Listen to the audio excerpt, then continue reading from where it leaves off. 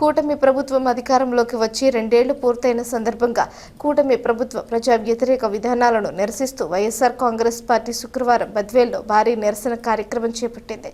YS Jaganmohan Reddy పిలుపు మేరకు వెన్నుపోటుకు 2 ఏళ్లు పేరుతో ఈ కార్యక్రమం నిర్వహించారు.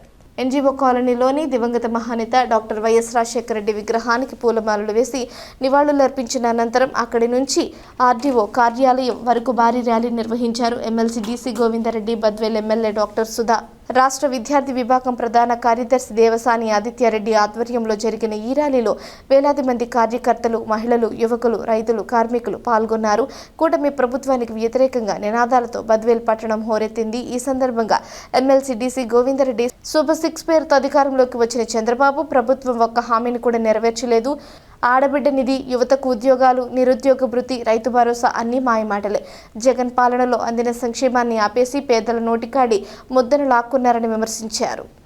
పార్టీ అతిరథ మహారథులకు, వివిధ మండలాల నుంచి వచ్చినటువంటి నాయకులకు, కార్యకర్తలకు, గౌరవ శాసనసభ్యురాలు గారికి అందరికీ పేరు పేరున వైఎస్ఆర్ కాంగ్రెస్ పార్టీ తరఫున మా హృదయపూర్వక నమస్కారాలు తెలియజేసుకుంటున్నాం.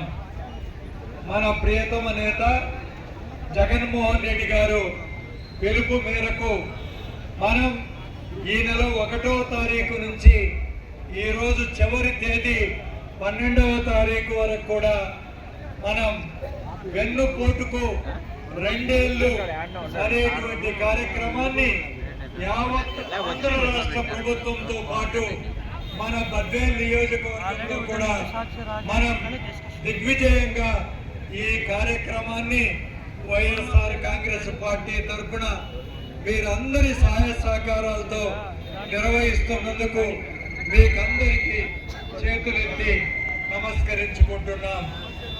ఈనాడు చంద్రబాబు నాయుడు గారి ప్రజా వ్యతిరేక కార్యకలాపాల వల్ల అనేక మంది ఈ రాష్ట్రంలో రైతులు కానీ, పేద ప్రజలు కానీ, బలహీన వర్గాలకు చెందిన